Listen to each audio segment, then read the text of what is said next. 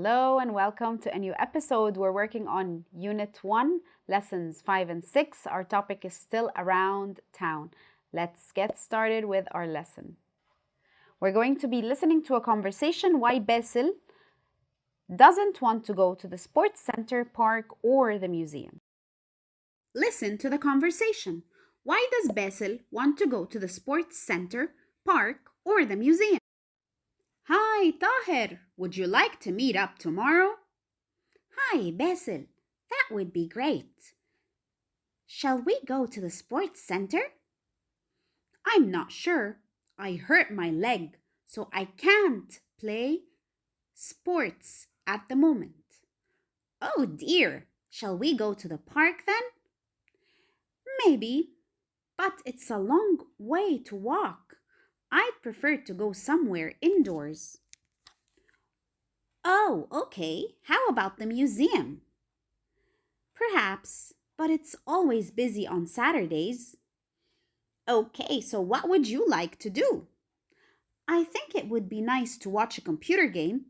There's a new one which lets you practice your English. That sounds great. Why don't you come to my house? I'd love to. Thanks, Tahir. See you tomorrow. Now, let's answer the question. Why doesn't Basil want to go to the sports center, park, or museum? Of course, the answer is because he has hurt his leg. So we're going to choose the correct words that Basil and Tahir used to make and respond to suggestions. You can rewind if needed to listen one more time. Number 1 is done for us. Let's read it together. Would or do you like to meet up tomorrow? Of course, it is would you like to meet up tomorrow. Number 2, I am or I'm not sure. Of course, the answer is I'm not sure. As for number 3, could or shall we go to the park then? The answer is shall we go to the park then, because he's giving a suggestion. Number 4, I prefer or I'd prefer to go somewhere indoors. Of course, it is I'd prefer or I would prefer to go somewhere indoors. As for number 5, how or what about the museum? If I'm giving a suggestion, I will say how about the museum? And number 6, it could or it would be nice to play a computer game. And the answer is it would be nice to play a computer game. Number 7, why don't you come? Or why are you coming to my house? Of course, if I would like to invite someone in a friendly way, I could say, why don't you come? As for number 8, that sounds like a great idea. I'd love or I'd want to come. Of course, the answer in this audio was I'd love to come. Now we're going to look at the phrases in exercise 2 and answer the questions. Which phrase do we use to agree with a suggestion? So if I like a suggestion and I want to show my agreement, what would I say? I could say I'd love to. Which phrase do we use to disagree politely? We can say I'm not sure. Number 3, which phrase do we use to describe something you like more? You could say, it would be nice or I'd prefer. So if you want to describe something you like more than the suggestion, you can say it would be nice to do and then state what you want to do. Or you can say I'd prefer to and then say what you want to do. Number 4, which phrases do we use to make suggestions? Of course, it is how about. You can say, how about we stay and play games, or how about you come to my house? These are also ways of suggesting. Now we will move on to the speaking section and practice what we've just learned. Work in pairs to use the photographs to make suggestions to meet up and agree on an activity. So we need to have student A and student B. Student A could be you, and that person would invite student B to do something or suggest 2 activities. Student B has to listen carefully and then reply to student A's suggestion. So student B has to think of a 3rd activity to suggest as well.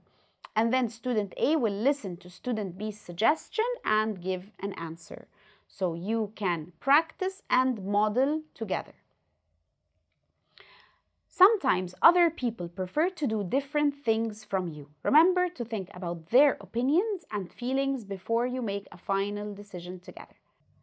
That's a wrap for lesson 5. Now we will jump to lesson 6. Let's get started. Look at the brochure and find the following information. First of all, what is a brochure? A brochure is a leaflet used to give information about a certain place. It is mainly used for touristic sites or places that tourists can visit. Let's read the brochure together. Visit Al-Orman Garden. Learn about how Khdewi Ismail asked a famous French gardener to plant a forest in the 19th century. Find out how the Orman Garden became famous in 1910. Learn how the garden protects many important plants and trees. See plants, trees, and flowers that grow nowhere else in Egypt. Al-Du'i Street, Giza. Now let's find the following information. Number 1 is done for us. 2 reasons the garden is important. Well, it protects important plants and trees, and the garden is also important because Khdewi Ismail asked a famous French gardener to plant a forest in the 19th century, and this was the forest, and this also is a reason it is an important garden. Now we need to find 2 facts about history. Al-Orman Garden became famous in 1910, and the garden protects important plants and trees. As for number 3, the address of the park, of course, it is Al-Du'i Street, Giza. Now, we're going to read an email from Reem, and then we're going to answer the question, what is Reem sending to Azza? Hi, Azza! I'm looking forward to our trip to Al-Orman Garden.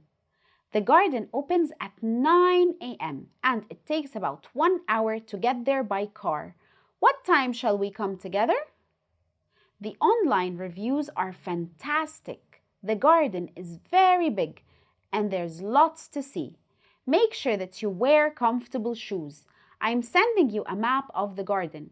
You can see wildflowers and plants from all over the country. There is also a small lake and a museum. What would you like to see first? We could bring some food with us, or we could go to the nearby cafe for lunch. What would you prefer? There's also a lovely shop near the garden that sells pottery and jewelry. See you Saturday, Reem.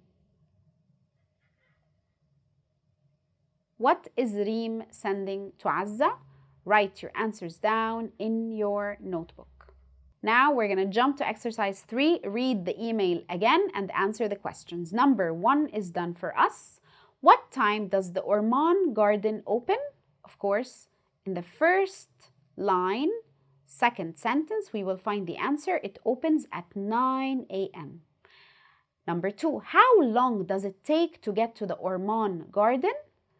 If you're going by car, it takes about an hour to get there. And this is the second line in the first paragraph. Question 3. Why should Azza wear comfortable shoes? Because she will walk a lot. Where can we find this answer? We will find it in the second paragraph. Number 4. What can Azza do if she doesn't want to eat at a cafe? She can get food with her if she wants to. Number 5. What can Reem buy at a nearby shop? Of course, she can buy pottery or jewelry. And the last question in this section, what day are they going? Of course, they're going on Saturday. Now, let's move on to writing. Write Azza's reply to Reem's email. So, I'd like you to visualize being Azza and think of the answers and replies you could have for Reem after reading her email, and do your best to use the same format. Use a greeting and then reply to every question asked by Reem, and then write down your closing. Remember, start and end your email correctly, answer Reem's 3 questions, and check your work for correct spelling and punctuation. Guys, you've made it to the end of lessons 5 and 6. That's a wrap for today. Have a wonderful day. Goodbye.